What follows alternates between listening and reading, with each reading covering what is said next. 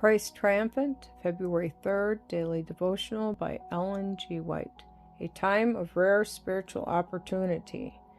When they knew God, they glorified him not as God, neither were thankful, but became vain in their imaginations, and their foolish heart was darkened. Romans chapter 1, verse 21.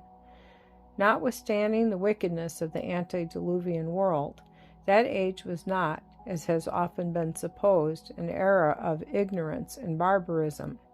The people were granted the opportunity of reaching a high standard of moral and intellectual attainment.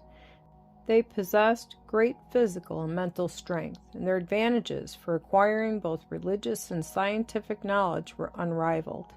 It is a mistake to suppose that because they lived to a great age, their minds matured late.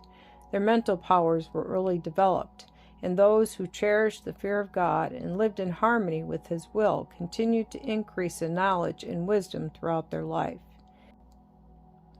As the years of human beings have decreased and their physical strength is diminished, so their mental capacities have lessened.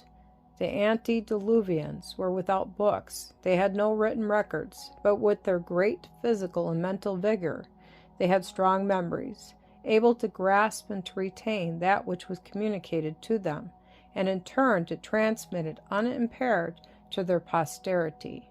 Far from being an era of religious darkness, that was an age of great light. All the world had opportunity to receive instruction from Adam. Skepticism could not deny the existence of Eden while it stood just in sight, its entrance barred by watching angels.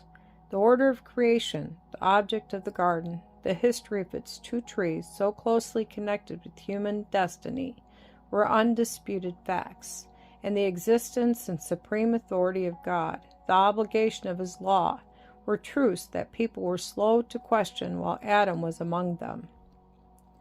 Notwithstanding the prevailing iniquity, there was a line of holy men and women who, elevated and ennobled by communion with God, lived as in the companionship of heaven. They were people of massive intellect, of wonderful attainments.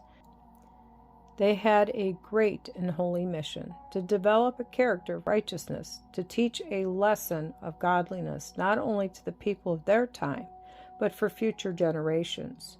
Only a few of the most prominent are mentioned in the Scriptures, but all through the ages God had faithful witnesses, true-hearted worshipers.